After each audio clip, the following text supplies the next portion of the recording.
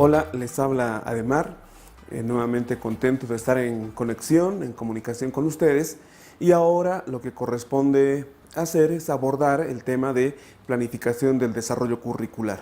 Un aspecto importante porque se trata justamente de establecer los lineamientos que van a orientar nuestro desempeño como docentes o facilitadores.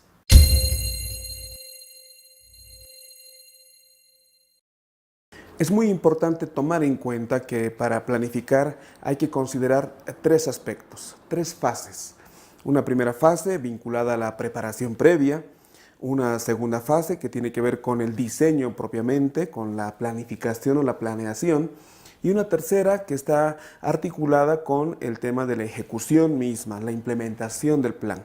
Vamos a ver estas tres fases de tal forma que podamos tener una idea clara de cómo puedo yo ejecutar adecuadamente mi tarea docente.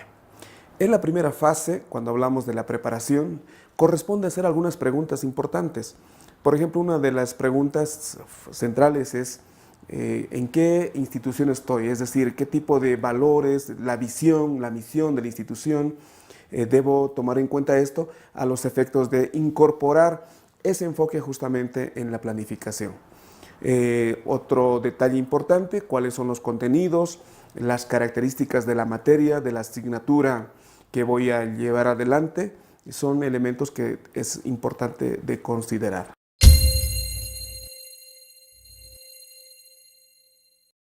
También en esta fase previa hay que realizar algunas preguntas importantes. Una, por ejemplo, es qué competencias yo debo desarrollar, qué competencias pretendo promover en mis estudiantes, porque eso implicará orientar las distintas actividades que más adelante vamos a explicar con mayor detalle. Una segunda pregunta es ¿con qué cuento? ¿Con qué tipo de apoyos, recursos, herramientas? ¿Con qué elementos cuento yo para poder ejecutar adecuadamente la tarea docente? Y finalmente, también es importante preguntarse cuáles son mis cualidades como docente. ¿Qué otros aspectos podría considerar en términos de medios con los cuales puedo contar para llevar adelante mi ejecución como docente? Y finalmente, también es importante considerar los tiempos determinados. ¿Cuánto tiempo tengo? Voy a estar en articulación con los estudiantes un año, un semestre, un mes, si de pronto la materia es modular, o quizá unas semanas, si de pronto estamos hablando de una materia comprimida, entre comillas. Entonces es importante calibrar los tiempos. Para ello yo tengo que ser consciente justamente de estos aspectos.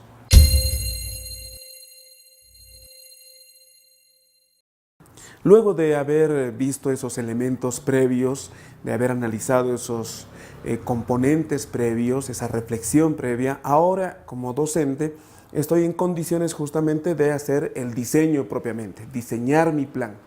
Y eso implica pensar en varios elementos. Número uno, las características de la institución. Número dos, las características de la carrera. Tres, características, peculiaridades de la asignatura, de la materia. Luego, las características de los estudiantes, quiénes son los estudiantes, qué perfil sociodemográfico tienen, qué perfil etario, a qué edades corresponden. Esos elementos son muy importantes porque yo no puedo planificar en abstracto. Yo necesito diseñar, plantear elementos según las características de la población con las que voy a estar en contacto directo.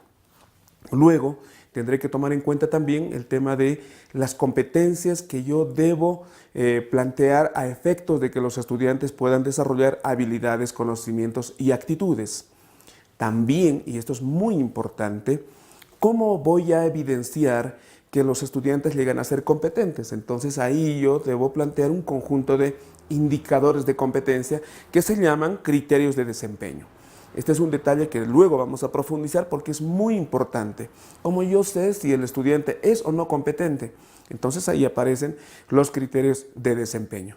Y por supuesto, estos criterios de desempeño están articulados con conocimientos, con destrezas, con habilidades, con actitudes. También es importante, mientras estamos planificando, establecer los medios, las estrategias, las herramientas. todos esos elementos que antes había estado considerando, ahora yo debo acomodar, debo colocar en qué momento voy a utilizar esta estrategia, en qué otro momento voy a utilizar esta herramienta, de pronto una lectura seleccionada, en qué momento acomodo, cuál es mi propósito cuando estoy pensando en cierto tipo de técnicas. Todos esos aspectos yo ya debo ir acomodando, colocando de tal forma que estén orientadas estas cosas, estas actividades al desarrollo de las competencias. Un detalle que también es importante tomar en cuenta, dependiendo de las características de los estudiantes y del contexto, es esto que tiene que ver con las competencias transversales. Y estas competencias transversales deben ser entendidas como esas competencias genéricas o ejes articuladores que de alguna manera están relacionados con el contexto. Por ejemplo, quiero desarrollar la iniciativa, quiero desarrollar una actitud más emprendedora en los participantes, o quiero desarrollar la tolerancia, por ejemplo, esos aspectos que de alguna manera complementan el trabajo que voy a desarrollar. Normalmente estos aspectos que acabo de mencionar tienen que ver con competencias transversales.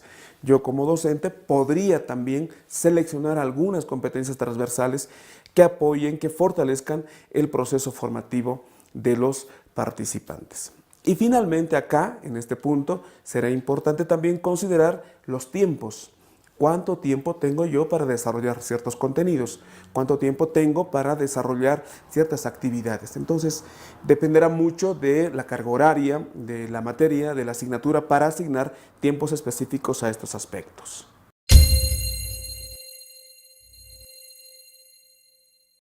La tercera fase. Esta fase evidentemente es la más importante porque aquí implementamos, aquí aplicamos lo que pensamos, lo que soñamos, lo que diseñamos, lo que planificamos.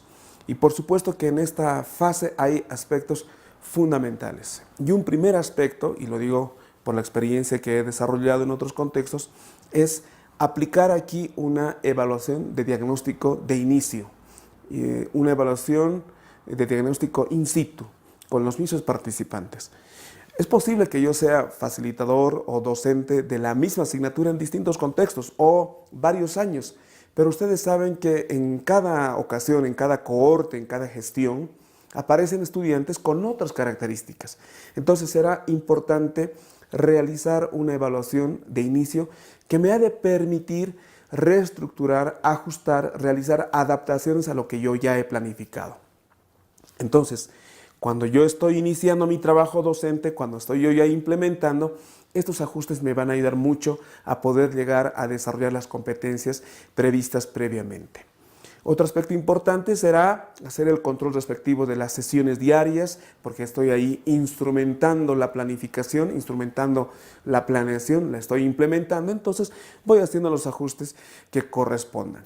Y por supuesto, ahí yo a eso le llamo tener un buen juego de cintura porque tiene que ver con la experticia del docente, tiene que ver con la sabiduría pedagógica que el docente debe aplicar, porque en algún caso tendrá que actuar, tendrá que tomar alguna medida, tendrá que fortalecer ciertos conocimientos, ciertas habilidades.